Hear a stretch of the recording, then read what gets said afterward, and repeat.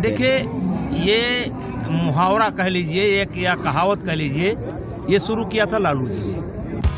पंजाब सरकार की post matric scholarship योजना 245 करोड़ रुपए आवंटित ताकि अनुसूचित जाति के विद्यार्थियों को मिले उच्च शिक्षा। अगर मुझे ये स्कॉलरशिप ना मिलती तो शायद मैं अपनी पढ़ाई जारी न रख पाती। 2,31,000 विद्यार्थी पंजीकृत, 92 करोड़ की रकम दी जा चुकी। मैं AINML हमेशा से पढ़ना चाहता था। अगर स्कॉलरशिप नहीं होती तो मैं कभी भी एडमिशन नहीं ले पाता ऐसे कोर्स में। मुख्यमंत्री भगवंत सिंह मान की कोशिशों से पंजाब बन रहा है रंगला पंजाब।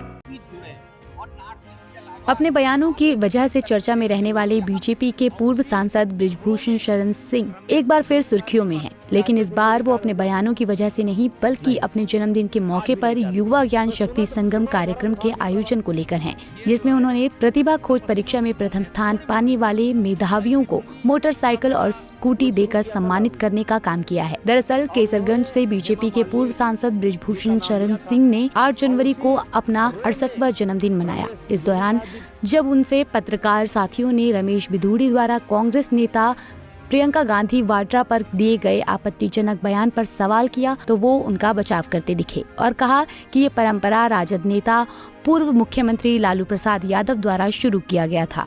उस समय उन्होंने हेमा मालिनी पर टिप्पणी की थी जिसमें बिधूड़ी भी बह गए। वहीं उन्होंने कहा कि रमेश बिधूड़ी ने क्षमा मांग ली है, जिसके बाद ये मुद्दा समाप्त हो जाना चाहिए।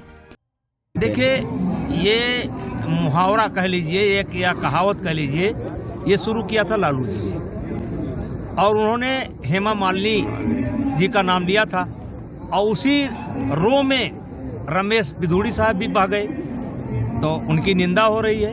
उन्होंने माफ़ी भी मांगा, तो माफ़ी मांगने के बाद ये विषय समाप्त हो जाता है और हम उम्मीद करते हैं कि अब ये कोई शब्द का प्रयोग नहीं करेगा। किसी के गाल से और किसी के बाल से तुलना करने की क्या जरूरत है, अच्छा नहीं हुआ वो। वहीं इस दौरान उन्होंने महाकुंभ पर बात करते हुए कहा कि एक संगम अभी इलाहाबादी कुंभ में चल रहा है और एक छोटा मोटा संगम हमारे यहाँ चल रहा है। उन्होंने कहा कि हमारे यहाँ नंदिनी नगर के प्रांगण में नॉर्थ ईस्ट को छोड़कर ऐसी कुछ जगह नहीं बची हैं जहाँ के लोग मुझे आशीर्वाद देने के लिए ना आए हों। बृजभूषण शरण सिंह ने कहा कि देवी पाटन मंडल तपस्वियों की भूमि है। ऐसी भूमि सब जगह सबको नसीब नहीं होती है। मैं इस बात को बड़े गर्व के साथ कहता हूँ, लेकिन गोंडा बहुत पूर्ण भूमि है। गोंडा के बिना अयोध्या अधूरी है और अयोध्या के बिना गोंडा अधूरा है। हमारा देवी पाटन मंडल अधूरा है। आप जो हमारा मंडल है ये तपस्वियों की भूमि है। ये जो है तपस्वियों की भूमि है, पूर्ण भूमि है। ऐसी भूमि सब जगह सबको नसीब नहीं होगी। मैं इस बात को बड़े गर्व के साथ कहता हूँ। समय लगाऊंगा गिनाने में तो बड़ा समय लगेगा, लेकिन गोंडा बहुत पूर्ण भूमि है। गोंडा के बिना अयोध्या अधूरी है और अयोध्या के बिना गोंडा अधूरा है। हमारा मंडल अधूरा है।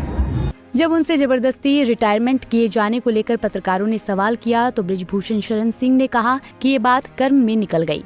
मैं भाषण दे रहा हूं, लेकिन अगर मैं रिटायर हो गया तो क्या फर्क पड़ता है। उन्होंने कहा कि यहाँ की 5 से 8 लोकसभा की जनता या मेरे जानने वाले नहीं चाहते थे कि मैं रिटायर हो जाऊं और आज भी नहीं चाहते हैं। यार क्रम में निकल गया, अब रिटायर हो गया तो क्या फर्क पड़ता है। जैसे दिल्ली में चुनाव, जैसे ये बताइए क्या इधर कम से कम 6, 7, 8 लोकसभा की जनता या मेरे जानने वाले चाहते थे कि मैं रिटायर हो जाऊं? नहीं, आज भी नहीं चाहते। तो सुनो भरत भाभी प्रबल, बिलक कहो मुन्ना थान लाभ जीवन मरण जस अब जस बेजात। अब पार्टी ने फैसला लिया, पार्टी के सामने संकट था, फैसला लिया, स्वागत है। वो नेताजी मिल्कीपुर में बटेंगे तो कटेंगे। मिल्कीपुर में चुनाव की घोषणा हो। देखिए, जिन प्रश्नों का मैं उत्तर देता हूं वही प्रश्न मुझसे पूछिए। नहीं, मिल्कीपुर में चुनाव की घोषणा हो गई है, क्या कहेंगे? मिल्कीपुर में चुनाव की घोषणा हो गई है, भारतीय जनता पार्टी जीतेगी। दिल्ली में जो चुनाव हो रहा है। खैर, जाते जाते उन्होंने मिल्कीपुर सीट पर हो रहे उपचुनाव को लेकर भी घोषणा कर दी और कहा कि इस चुनाव में बीजेपी की जीत होगी। बहरहाल जन्मदिन के मौके पर दिए गए बयानों पर अभी तक विपक्ष की कोई प्रतिक्रिया सामने नहीं आई है। पंजाब केसरी टीवी के लिए गोंडा से ओमचंद की रिपोर्ट। और उन्होंने हेमा मालिनी जी का नाम लिया था और उसी रो में रमेश बिधूड़ी साहब भी पा गए, तो उनकी निंदा हो रही है। उन्होंने माफी भी मांगा, तो माफी मांगने के बाद ये विषय समाप्त हो जाता है और हम उम्मीद करते हैं कि अब ये कोई शब्द का प्रयोग नहीं करेगा। किसी के गाल से और किसी के बाल से तुलना करने की क्या जरूरत है, अच्छा नहीं हुआ वो। आपके एनालिसिस से तो राहुल गांधी और केजरीवाल भी मांग लेते हैं, वो चाहे 56 करोड़ के बंगले में रहते हो। हमसे जुड़े रहने के लिए हमारे YouTube चैनल को सब्सक्राइब करें और नई वीडियो की नोटिफिकेशन के लिए बेल आइकॉन को दबाएं।